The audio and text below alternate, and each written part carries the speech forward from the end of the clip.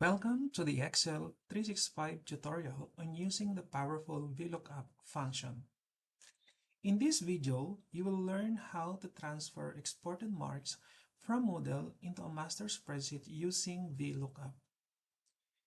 We begin in the raw mark sheet of the master file. This is where we want to place the marks.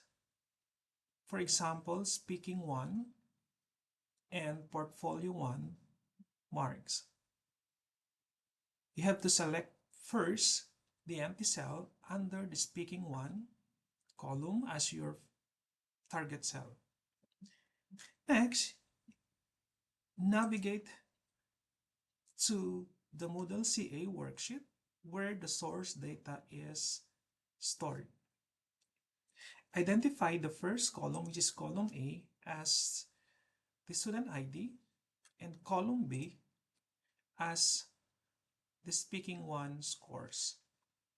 Now return to the raw marks worksheet and begin entering the formula. Type equal sign,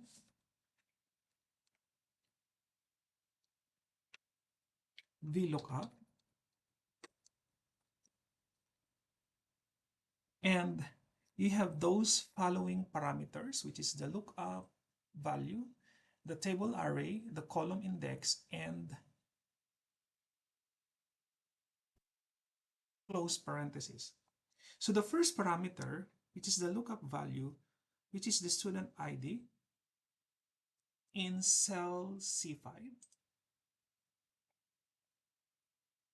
The second parameter is the table array, which is the Moodle CA worksheet.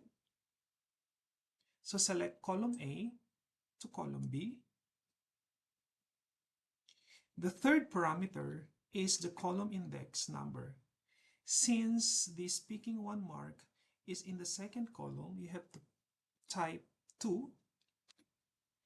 And the last parameter is type false to ensure an exact match, then close with a parenthesis. You press the enter key.